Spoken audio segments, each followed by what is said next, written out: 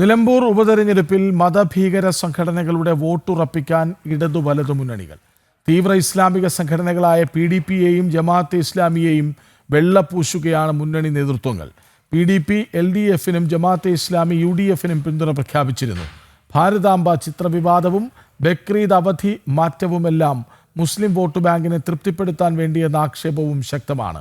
വിവരങ്ങളുമായി ടിൻഡു ദാസ് ഒപ്പം ചേരുന്നു. ടിൻഡു, നിലമ്പൂർ ഇനി തെരഞ്ഞെടുപ്പ് 7 ദിവസം മാത്രം അകലെയാണ്.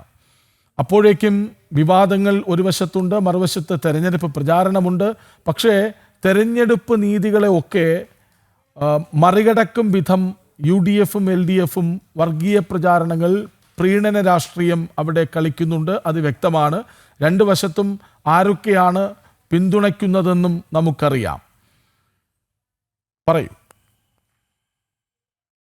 കൃഷ്ണരാജ സൂചിപ്പിച്ചതുപോലെ തന്നെ ഇനി ഏതാണ്ട് 7 ദിവസം മാത്രമാണ് നിലമ്പൂർ തെരഞ്ഞെടുപ്പിന് വേണ്ടി, അല്ലെങ്കിൽ നിലമ്പൂർ തെരഞ്ഞെടുപ്പിന് വേണ്ടി അവശേഷിക്കുന്നത്. ഈ കാലയളവിൽ വലിയ വിവാദങ്ങൾ, വലിയ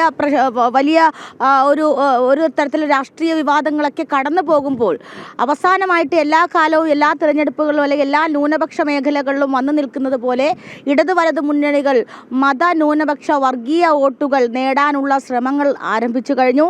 ഇരുകൂട്ടരും അവരുടെ വോട്ട് കച്ചവടം ആരംഭിച്ചു കഴിഞ്ഞു. 7 ദിവസം മാത്രം ബാക്കി നിൽക്കുമ്പോൾ വോട്ടുകളൊക്കെ വീതം വെച്ച് കഴിഞ്ഞു എന്നാണ് നമുക്ക് ഈ അവസാന ഘട്ടത്തിൽ പറയാൻ സാധിക്കുന്നത്. തെരഞ്ഞെടുപ്പ് പ്രഖ്യാപിക്കുന്ന സമയത്ത് ഏറ്റവും വലിയ വിവാദ വിഷയമായിരുന്നു PV അൻവർ എന്നത്. PV അൻവർ അവിടുത്തെ MLA സ്ഥാനം രാജിവെക്കുന്നതാണ് ഒരുപക്ഷെ ഇത്തരത്തിലുള്ള ഒരു തിരഞ്ഞെടുപ്പിലേക്കൊക്കെ വരാൻ സാധിക്കുന്നത്. എങ്ങനെയാണ് PV അൻവർ ആരെയാണ് പിന്തുണയ്ക്കുന്നത്, അൻവർ ആർക്കൊപ്പം പോകും, അൻവർ അല്ലെങ്കിൽ അൻവർ ആരോടൊപ്പം നിൽക്കുമെന്നൊക്കെ വലിയ രാഷ്ട്രീയ ചർച്ചകളായിരുന്നുവെങ്കിലും തെരഞ്ഞെടുപ്പിൻ്റെ ഒരു ചിത്രം തെളിഞ്ഞു വന്നു. LDF സ്ഥാനാർത്ഥിയായിട്ട് സ്വരാജും അതോടൊപ്പം തന്നെ ഈ UDF സ്ഥാനാർത്ഥിയായിട്ട് ആര്യാടൻ ഷൗക്കത്തും വന്നു കഴിയുമ്പോൾ അവിടെ എങ്ങനെയാണ് ഇനി വോട്ട് കച്ചവടം നടക്കുന്നതെന്നാണ് ഏറ്റവും പ്രധാനപ്പെട്ട കാര്യം. അവിടെ എങ്ങനെ അവർ വോട്ട് വീതം വെച്ച് കഴിഞ്ഞു. ഏറ്റവും പ്രധാനപ്പെട്ട കാര്യം LDF PDP അല്ലെങ്കിൽ PDP എന്ന മത ന്യൂനപക്ഷ വർഗീയ സംഘടന LDFനെ പിന്തുണയ്ക്കുമ്പോൾ UDFനെ പിന്തുണയ്ക്കുന്നത് ജമാഅത്തെ ഇസ്ലാമിയാണ്.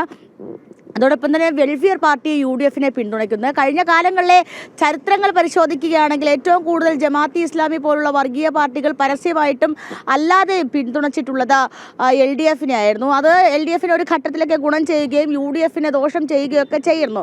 പക്ഷേ 2024 തെരഞ്ഞെടുപ്പിലേക്ക് വരുമ്പോൾ ഈ LDFിൽ നിന്നും ജമാഅത്തെ ഇസ്ലാമി പിന്മാറി UDFിലേക്ക് ഒരു ചായ്വ് പ്രകടിപ്പിച്ച് തുടങ്ങിയപ്പോൾ തന്നെ LDFിൻ്റെ സംസ്ഥാന സെക്രട്ടേറിയറ്റ് അംഗങ്ങളും അല്ലെങ്കിൽ സംസ്ഥാന സെക്രട്ടറി ഉൾപ്പെടെ ജമാഅത്തെ ഇസ്ലാമി ഒരു വർഗീയ പാർട്ടിയാണ്, വർഗീയ പാർട്ടികളോട് വർഗീയ നയങ്ങളോട് സമരസപ്പെട്ടുകൊണ്ട് ഒരു തെരഞ്ഞെടുപ്പ് വിജയം വേണ്ട എന്നൊക്കെ പ്രഖ്യാപിച്ചു. പക്ഷേ എല്ലാ കാലത്തും ജമാഅത്തെ ഇസ്ലാമിയുടെ പിന്തുണയോടെയാണ് LDF ഈ മിക്ക ന്യൂനപക്ഷ മേഖലകളും ജയിച്ച് വിജയം നേടി വന്നിട്ടുള്ളത്. പക്ഷേ ഇന്ന് നിലമ്പൂർ എത്തുമ്പോൾ രണ്ടുപേരും വീതം വെച്ച് മാറിയിരിക്കുന്നത് PDP LDFിലേക്കും ജമാഅത്തെ ഇസ്ലാമിയും വെൽഫെയർ പാർട്ടി UDFിലേക്കുമാണ് പോകുന്നത്. UDFിൻ്റെ ഭാഗത്ത് നിന്നുകൊണ്ട് PDP വർഗീയ സംഘടനയാണെന്നും മത തീവ്രവാദ സംഘടനയാണെന്നും വാദിക്കുമ്പോൾ LDFും അതുപോലെ ജമാഅത്തെ ഇസ്ലാമി മത വർഗീയതവാദ സംഘടനയാണെന്ന് പറഞ്ഞു വയ്ക്കുകയും അതിനെ പ്രതിരോധിക്കുകയൊക്കെ ചെയ്യുന്നുണ്ട്. ഏറ്റവും പ്രധാനപ്പെട്ട കാര്യം ഇവരുടെ ഘടകകക്ഷികൾ അല്ലെങ്കിൽ ഈ പറയുന്ന പാർട്ടിക്ക് വരുന്ന മറ്റു മുന്നണികളൊക്കെ ഇതിനോടൊപ്പം തന്നെ എതിർപ്പ് പ്രകടിപ്പിച്ചിട്ടുണ്ട്. നമുക്കറിയാം 2024 ജയരാജൻ്റെ പുസ്തകം ജമാഅത്തെ ഇസ്ലാമി അല്ലെങ്കിൽ PDPയൊക്കെ വലിയ രീതിയിൽ ചോദ്യം ചെയ്തുകൊണ്ട് വർഗീയ ന്യൂനപക്ഷ മത തീവ്രവാദ സംഘടനകളെന്ന് പ്രത്യക്ഷമായി പറഞ്ഞുകൊണ്ടൊരു പുസ്തകമൊക്കെ പുറത്തിറങ്ങി. അത് വലിയ രാഷ്ട്രീയ വിവാദങ്ങളൊക്കെ ആയതാണ്. പക്ഷേ ആ വിവാദങ്ങളൊക്കെ LDF മറച്ചു വെച്ചുകൊണ്ട് PDP പോലുള്ള ഒരു മദനി പോലുള്ള വർഗീയവാദിയുടെ വോട്ട് അല്ലെങ്കിൽ വർഗീയവാദിയുടെ സംഘടനയിലൂടെ വോട്ട് ബാങ്ക് ലക്ഷ്യം വെച്ചുകൊണ്ട് മുന്നോട്ട് പോകുന്നത് നമുക്ക് ഈ നിലമ്പൂർ തിരഞ്ഞെടുപ്പിൽ കാണാൻ സാധിക്കുന്നുണ്ട്.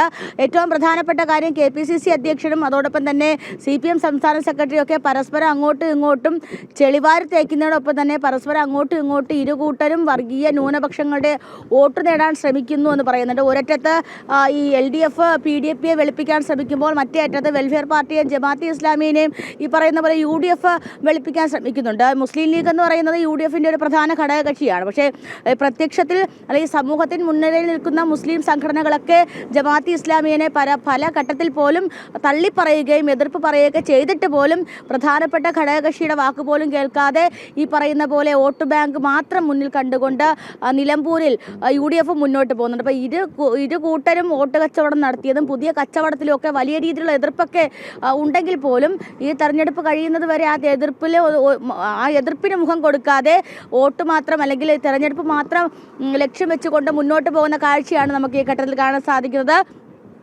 ഈ ഒരു ഘട്ടത്തിൽ അൻവറിന്റെ നിറം മങ്ങി എന്നുള്ളതും ഒരു പ്രത്യേക അല്ലെങ്കിൽ ഒരു പ്രധാനപ്പെട്ട കാരണം തന്നെയാണ്. നമുക്കറിയാം വരുന്ന ദിവസങ്ങളിൽ ഇന്നിപ്പോൾ കേൾക്കുന്നത് യുവമോർച്ചയുടെ നൈറ്റ് മാർച്ച് ഉണ്ട് എന്നാണ്. അതായത് ചർച്ച ചെയ്യപ്പെടേണ്ട വിഷയങ്ങളല്ല ഇടതു വലത് മുന്നണികൾ അവിടെ അവതരിപ്പിക്കുന്നതെന്നും പ്രീണനത്തിലൂടെ വോട്ട് നേടുക, പാടില്ലാത്തവരെ കൂടെ നിർത്തുക, ഇതൊക്കെയാണ് തെരഞ്ഞെടുപ്പ് തന്ത്രമെന്നും തുറന്നു കാട്ടാൻ BJPക്ക് കഴിയുന്നില്ലേ?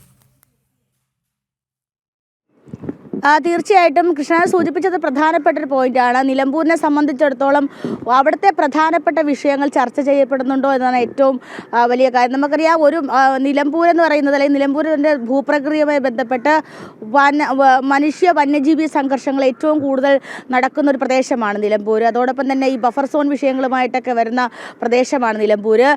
അത്തരം വിഷയങ്ങളൊക്കെ നമുക്കറിയാം. ഈ തെരഞ്ഞെടുപ്പ് പ്രചാരണ ചൂടിൽ പോലും ഒരു വിദ്യാർത്ഥി അനന്തു എന്ന വിദ്യാർത്ഥി ഈ പറയുന്ന പോലെ ഈ ഷോക്കേറ്റ് മരിച്ചത്, അതായത് വന്യമൃഗങ്ങൾക്ക് നിന്നും രക്ഷ തേടാൻ വേണ്ടിയിട്ട് വെച്ച സംവിധാനങ്ങൾ അല്ലെങ്കിൽ ഷോക്കേറ്റ് മരിച്ച സംഭവം ഉണ്ടായിട്ടുണ്ട്. അപ്പോൾ അത്തരത്തിലുള്ള ജനകീയ അടിസ്ഥാന പ്രശ്നങ്ങൾ കൈകാര്യം ചെയ്യാതെ ജനകീയമായിട്ട് ഒരു ഗ്രൗണ്ട് ലെവൽ പൊളിറ്റിക്സിലേക്ക് ഇറങ്ങാതെ അല്ലെങ്കിൽ ജനങ്ങൾക്ക് വേണ്ടി ക്ഷേമമുള്ള ഒരു രാഷ്ട്രീയ പ്രവർത്തനത്തിന് ഇറങ്ങാതെ മതത്തിൻ്റെ പേരിൽ പ്രീണനം നടത്തിക്കൊണ്ട് അധികാരത്തിലേറാൻ ശ്രമിക്കുമ്പോഴാണ് ഈ പറയുന്ന പോലെ യുവമോർച്ച ഉൾപ്പെടെയുള്ള സംഘടനകൾ യഥാർത്ഥ പ്രശ്നങ്ങൾ തുറന്നു കാണിക്കാൻ വേണ്ടി ഇത്തരത്തിലുള്ള പ്രതിഷേധങ്ങൾ പ്രക്ഷോഭങ്ങളൊക്കെ സംഘടിപ്പിക്കുന്നത്. അതിലെ ഒരു ഘട്ടം വരെ അവിടെ നമുക്കറിയാം BJP പോലുള്ള അല്ലെങ്കിൽ യുവമോർച്ച പോലുള്ള സംഘടനയ്ക്ക് നിലമ്പൂർ എന്താണ് ചെയ്യാൻ സാധിക്കുന്നത്?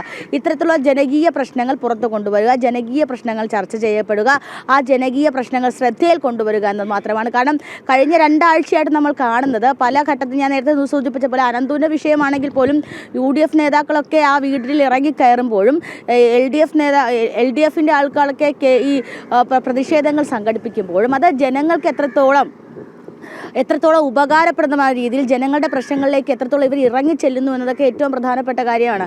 പെരുന്നാൾ ദിവസം കണ്ട കാഴ്ച ആര്യാടൻ ഷൗക്കത്ത് ട്രൈബ്സ് വിഭാഗങ്ങൾ അല്ലെങ്കിൽ ഈ വനവാസി വിഭാഗങ്ങളോട് ബിരിയാണി കഴിക്കുന്ന കാഴ്ചയാണ്. ഒരു ദിവസത്തെ ബിരിയാണി കഴിക്കുന്നത് മാത്രമാണോ അവർക്ക് വേണ്ടതെന്നൊക്കെ നമ്മൾ ഈ കാലങ്ങളായിട്ട് ചർച്ച ചെയ്യേണ്ട വിഷയമാണ്. ഏതാണ്ട് ഈ തെരഞ്ഞെടുപ്പ് ചരിത്രം പരിശോധിക്കുകയാണെങ്കിൽ പല തെരഞ്ഞെടുപ്പുകളും കഴിഞ്ഞു പോയിട്ടും ഈ വനവാസി മേഖലകളിൽ അല്ലെങ്കിൽ ഇത്തരത്തിലുള്ള ഈ പിന്നാക്കം നിൽക്കുന്ന മേഖലകളിലൊക്കെ ഇവർക്ക് എന്ത് ചെയ്യാൻ സാധിച്ചു? അതൊക്കെ ഒന്നും അവർക്ക് ചെയ്യാൻ സാധിക്കാത്ത കാര്യങ്ങൾ ഇതുപോലുള്ള യുവമോർച്ച ഉൾപ്പെടെയുള്ള സംഘടനകൾക്ക് തുറന്നു കാണിക്കാൻ കഴിയുന്നു എന്നതും ഈ തെരഞ്ഞെടുപ്പിൻ്റെ മറ്റൊരു മേന്മയായിട്ട് നമുക്ക് പറയാൻ സാധിക്കില്ല.